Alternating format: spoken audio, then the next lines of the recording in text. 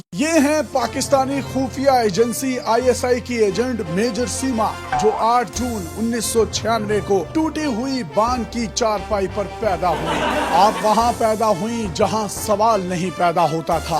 आप जो ही जवान हुई तो आपने एक पाकिस्तानी लड़के से शादी की, जिसमें से आपके 4 बच्चे पैदा हुए। 4 बच्चों की पैदाइश के बाद आपको महसूस हुआ कि आपको सच्चा प्यार नहीं मिला, जिसकी वजह से आपने सच्चे प्यार की तलाश में आईएसआई के दूसरे एजेंट सचिन, जो दुश्मन मुल्क में तैनात थे, से सच्चे प्यार का प्री प्लान ड्रामा रचाया। आईएसआई के इस खुफिया एजेंट सचिन का असल नाम मेजर चाहत था। सचिन एक खूबसूरत नौजवान था, लेकिन मुमलिकत खुदादाद के लिए ये वहाँ पर कपड़े टांगने वाले हैंगर जैसा हुलिया बनाकर फिरता था। मेजर सीमा को सचिन के साथ मिलकर एक अजीम मिशन की तकमील करनी थी, लिहाजा मेजर सीमा को हर सूरत में मुमलिकत खुदादाद क्रॉस करके दुश्मन मुल्क में कदम रखना था। मेजर सीमा 4 बच्चों की माँ थी और उन बच्चों को छोड़ भी नहीं सकती थी, लिहाजा मेजर सीमा ने बच्चों समेत इश्क पीछे पजंदा फैसला कर लिया।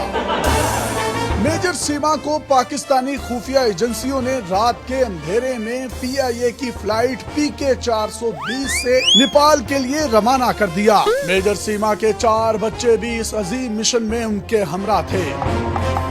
आपने कराची से उड़ान भरने से पहले अपने मिशन के लिए कीमती चीजें, चूसनियाँ, फीडर, पैम्पर और बिब्स अपनी पुश्त पर लदे हुए काले बैग के अंदर डाल ली और बच्चों के ची ची पा पा की आवाजों में नेपाल के लिए रवाना हो गई। इस अजीम खुफिया एजेंट को बच्चों समेत अब किसी भी हाल में इंडिया पहुंचना था, लेकिन कोई डॉक्यूमेंटेशन नहीं थी। ने मेजर सीमा को वहां रिसीव करने का सारा बंदोबस्त कर रखा था। मेजर सीमा पाकिस्तानी फ्लाइट पीके 420 से नेपाल एयरपोर्ट पर उतरने ही वाली थी कि सीमा के सबसे छोटे बच्चे ने जहाज में ही उनके ऊपर यमंडस कर दिया, जिसकी वजह से आपकी बनारसी साड़ी का थोड़ा सा दामन भीगा, गीला और ठंडा हो गया। लेकिन आपने हिम्मत ना हारी, क्योंकि अभी आगे बहुत मुश्किल कठिन मिशन शुरू होने वाला था। लिहाजा मेजर सीमा ने सैनिटाइजर लगाकर अपनी साड़ी के पल्लू को पाक किया और फौरी तौर पर जहाज से नीचे उतर गई। मेजर सीमा एक इंतहाई बहादुर स्पाई थी और उनका नाम हमेशा मुमलिकत खुदादाद में कट मार्कर से लिखा जाएगा। अब नेपाल से इंडिया जाने का अजीम मिशन शुरू हुआ चाहता था। वो जैसे तैसे करके बच्चों समेत बड़ी होशियारी से इंडियन कमर्शियल फ्लाइट 430 में बैठ गयी। बच्चों की चीची और 2 फ्लाइटों का मुसलसल सफर आपको मुकम्मल तौर पर थका चुका था, लिहाजा आपने जहाज में ही थोड़ी देर आंख लगाने का फैसला किया। आपने जो ही आंख लगाई कि अचानक आपके सबसे छोटे बच्चे ने बड़ा पेशाब कर दिया, लेकिन आपके औसान खता ना हुए। कमाल महारत से जहाज में ही पैम्पर को मुंह से खोला और शुमाली इलाका साफ कर दिया।